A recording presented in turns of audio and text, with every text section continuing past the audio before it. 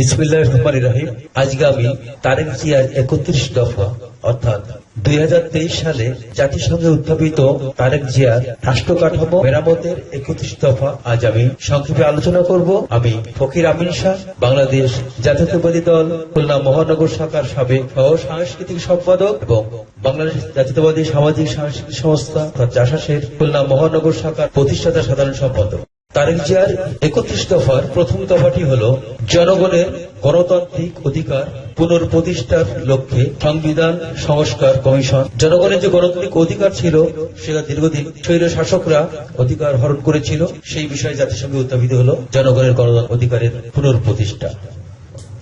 ২ নম্বরে আছে সম্প্রীতিমূলক রাষ্ট্রসত্তা অর্থাৎ রেইনবো নেশন ও জাতীয় সমন্বয় কমিশন গঠন। বাংলাদেশের বিভিন্ন সম্প্রদায়ের লোক আমাদের দেশে আছে, হিন্দু, মুসলমান, খ্রিস্টান, বৌদ্ধ, তাছাড়া আরো অনেক ধর্মের লোক আছে। সবাইকে নিয়ে এদেশ গঠিত হবে, ধর্মীয় স্বাধীনতা বজায় থাকবে। ৩ নম্বরে আছে অবাধ ও নিরপেক্ষ নির্বাচনের লক্ষ্যে নির্বাচনকালীন দল নিরপেক্ষ সরকার ব্যবস্থা অর্থাৎ তত্ত্বাবধায়ক সরকার ব্যবস্থার মাধ্যমে তত্ত্বাবধায়ক সরকার ব্যবস্থা পুনঃ প্রবর্তন করা।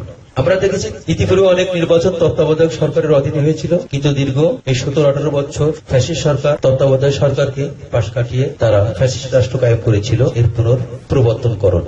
৪ নম্বরে আছে আইনসভা, মন্ত্রিসভা, রাষ্ট্রপতি, প্রধানমন্ত্রী ও বিচার বিভাগের মাঝে ক্ষমতার ভারসাম্য প্রতিষ্ঠা করা।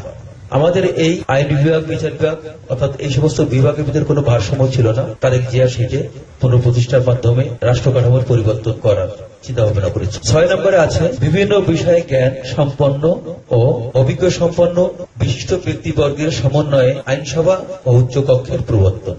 ৭ নম্বরে আছে সংবিধানের ৭০ অনুচ্ছেদ সংশোধন। এই ৭০ অনুচ্ছেদ একটা বিতর্কিত বিষয়।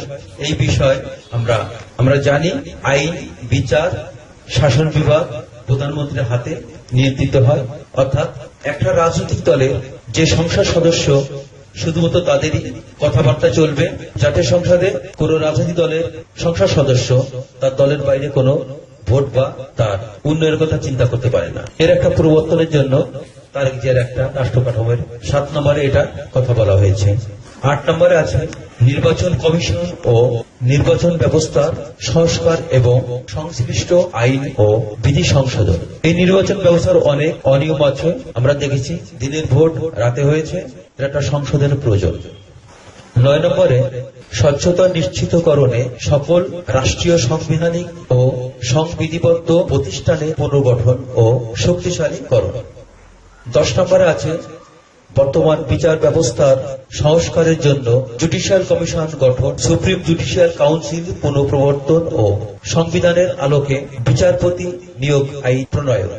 ১১ নম্বরে আমরা দেখতে পাই গণমুখী ও জনকল্যাণমূলক প্রশাসন প্রতিষ্ঠার পক্ষে প্রশাসনিক সংস্কার কমিশন গঠন।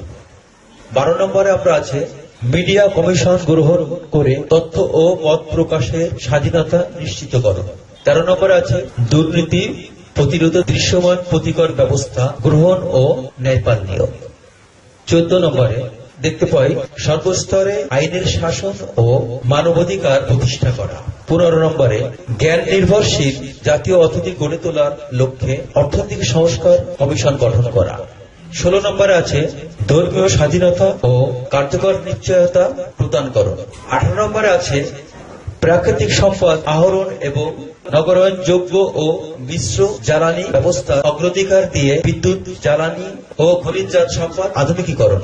১৯ নম্বরে আছে জাতীয় স্বার্থের অগ্রাধিকার নিশ্চিত করে বৈদেশিক সম্পর্ক উন্নয়ন করতে হবে। ২০ নম্বরে আছে প্রতিরক্ষা বাহিনীর অধিকতর আধুনিকরণ ও রাখা একান্ত কাম্য। ২১ নম্বরে আছে প্রশাসন ও সেবা বিকেন্দ্রীকরণের লক্ষ্যে স্থানীয় সরকারের প্রতিষ্ঠানগুলি স্বশাসিত ও ক্ষমতাবান করে তোলা।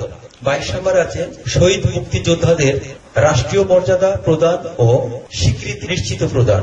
২৩ নম্বরে আছে কর্মসংস্থানকে আধুনিক ও যুগোপযোগী যুব উন্নয়ন নীতিমালা প্রণয়ন ও বেকার ভাতা প্রবর্তন। ২৪ নম্বরে আছে নারীর মর্যাদা সুরক্ষা ও ক্ষমতায়নে যথাযথ পদক্ষেপ গ্রহণ করা। ২৫ নম্বরে আছে চাহিদা ও জ্ঞান ভিত্তিক শিক্ষা ব্যবস্থা বাস্তবায়নের মাধ্যমে ভবিষ্যতের চ্যালেঞ্জ মোকাবেলায় সক্ষম শিক্ষিত জনগোষ্ঠী গড়ে তোলা।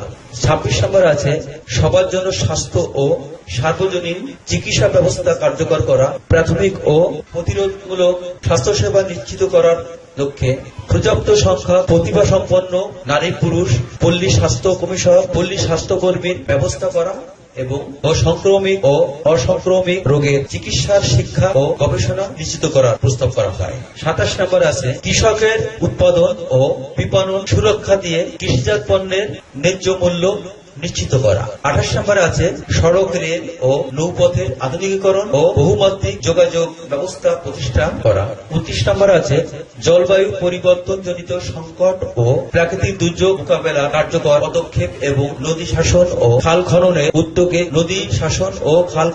উদ্যোগ গ্রহণ করা। 30 নম্বরে তথ্য ও যোগাযোগ প্রযুক্তি, মহাকাল গবেষণা এবং আণবিক শক্তির উন্নয়ন ও সর্বোত্তম ব্যবস্থা নিশ্চিতকরণ। 31 নম্বরে আছে যুগোপযোগী পরিকল্পিত ও পরিবেশ বান্ধব নগরায়ন নীতিমালার রূপায়ণ করা।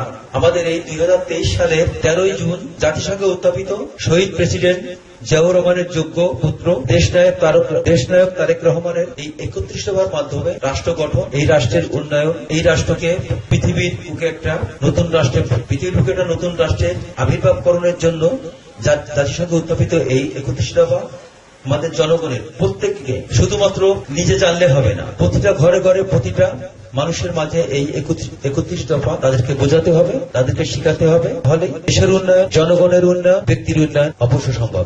ধন্যবাদ। আমি ফকির আমিন শাহ।